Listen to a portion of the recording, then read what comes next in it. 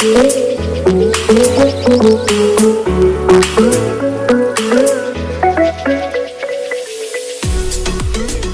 everyone, sorry I was a little bit late getting on volleyball on Monday night, so it's always a little bit harder to jump on by the 8 or 8:30 on a Monday.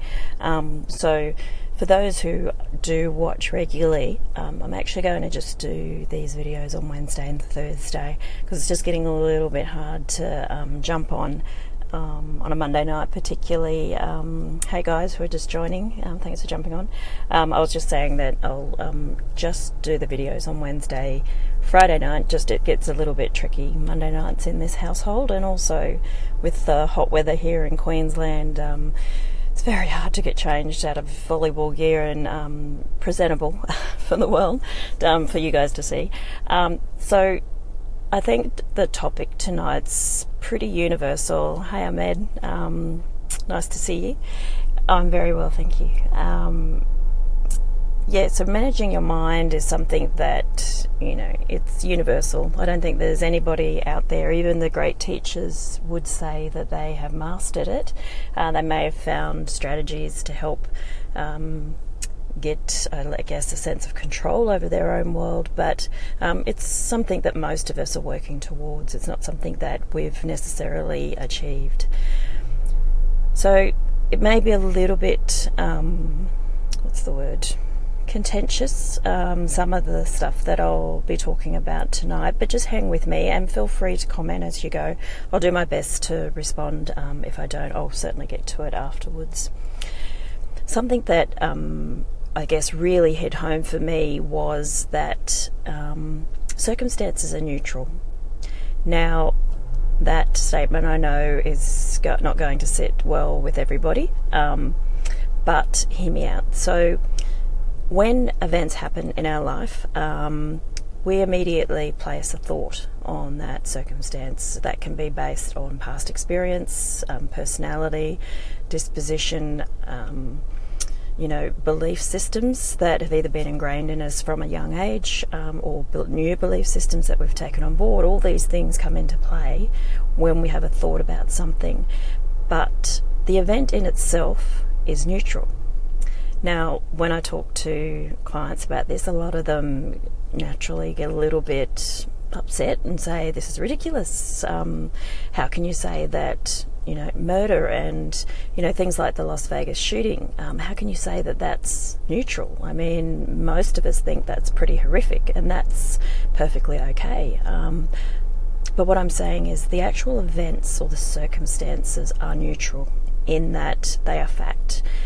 If you were to have someone from another, like a Martian, come down and they were to witness that without any bias towards anything, they would say, yes, there was a gun. Yes, there was shooting. There were people falling down. Yes, there were people screaming and there were people running. But they wouldn't associate a negative or a positive to it. It just is. They're the facts. They're the facts that happen. But everybody has an interpretation of everything that happens in their life. So when we look at big events that, most of us would say, yes, it's a negative event. And I'm not saying that it's not. All I'm saying is that when an event takes place, each of us interpret it very differently. So people who weren't in Las Vegas at the time, who were in another country and heard it on the news, they may have thought it was bad, but they may have been quite neutral about it because it didn't directly affect them. It wasn't directly in their world. It wasn't directly in their conscious thought, other than when they saw it on the media. Likewise, some people were very upset by it and found it very horrific and hard to cope with. Then there were some people who took a political stance and said were blaming guns.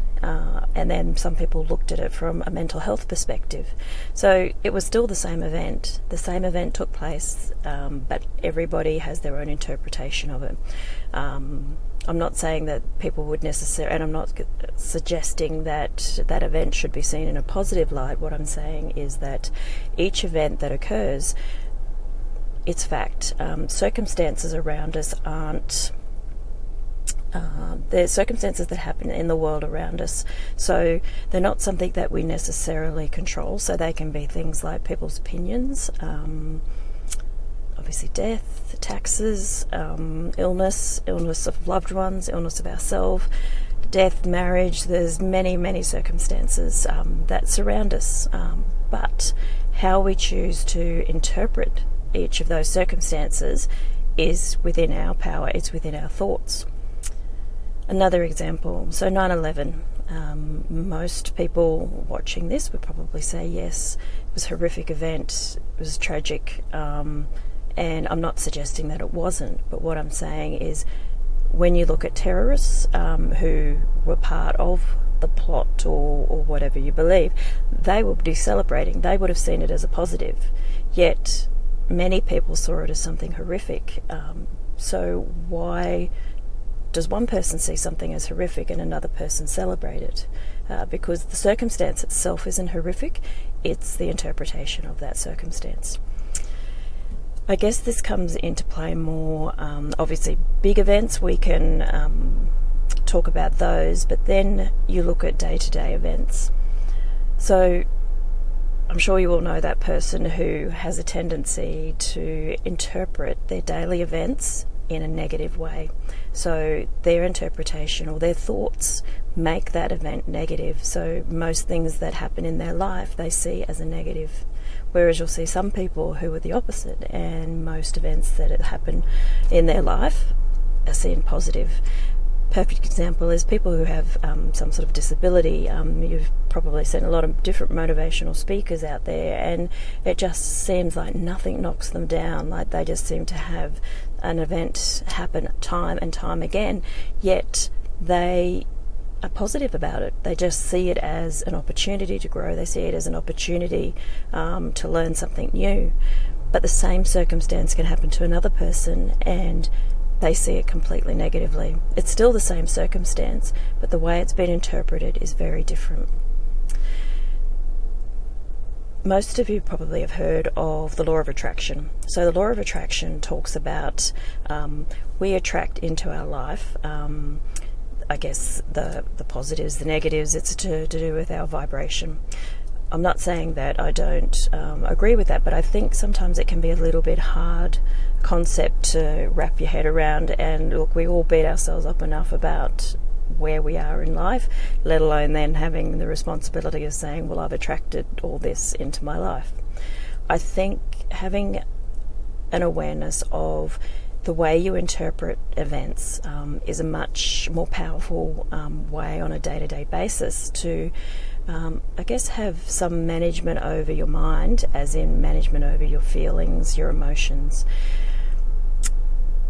When I say you look at something and you see a circumstance as neutral, and then a circumstance as neutral, and you decide with your thoughts whether it's a positive or a negative, or it may just be neutral. When you have power over accepting that and taking that on board, it is amazing how much more you feel in control of your world. Look, I'm not saying that when you open the paper tomorrow and you see something like child abuse or a child being killed, that you're not going to have a certain emotion. Of course, that's perfectly normal. I'm not suggesting that you shouldn't, but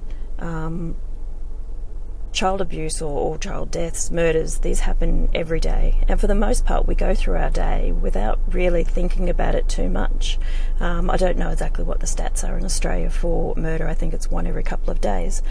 But it's not like most of us consciously think about that and feel sad or feel angry or that it's weighing us down in a negative way.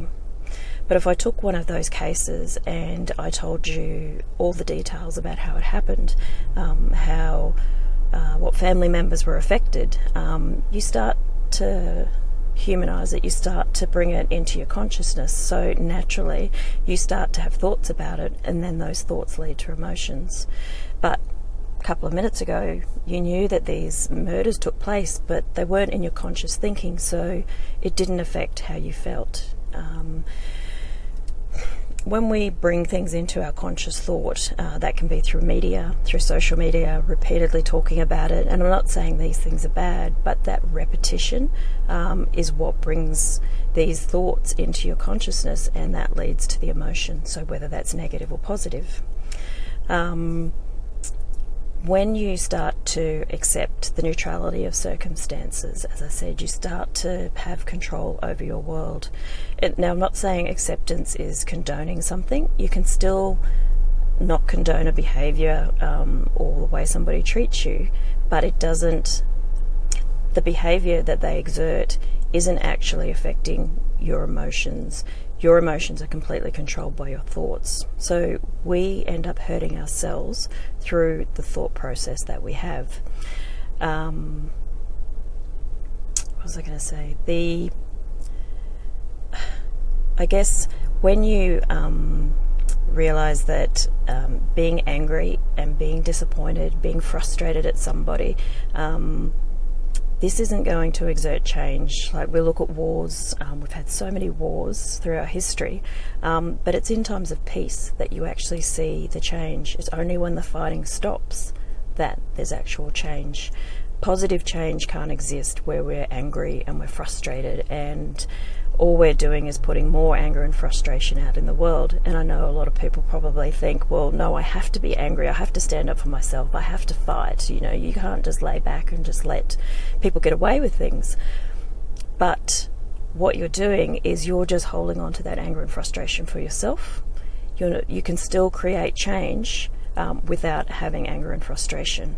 It's about the thoughts that you have towards a situation will create an emotion. It will create whether you feel neutral or whether you feel angry or whether you feel disappointed. The event itself is a fact. The event happened. We can break down an event into X, Y, Z. This is what happened.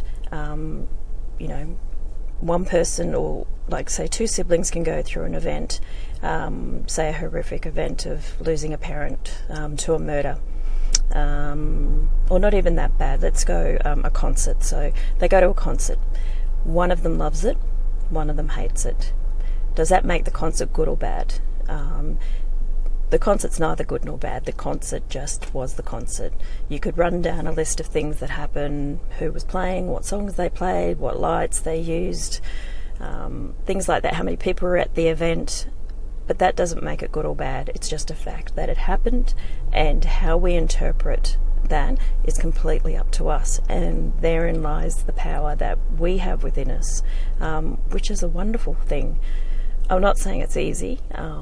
Just like anything, it's a practiced exercise. It's, having, I guess, time to reflect, so to speak, in any circumstance, to see that an event in itself is neutral, and the thoughts that we attach to that event is what's going to dictate our emotions. Once again, I'm not saying that certain events we need to condone. And we can still act. It's not saying that you don't have a right to feel angry or you don't have a right to feel disappointed, but ultimately you're the one who feels that anger and you're the one who feels that disappointment. So it's completely in your choice how you want to look at something and think about it and how you're going to feel.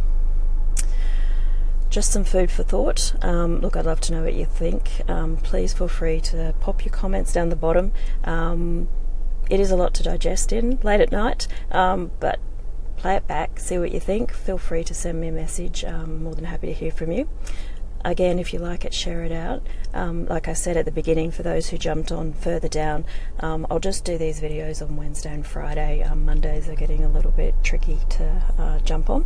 But thank you so much, and I will see you all next time.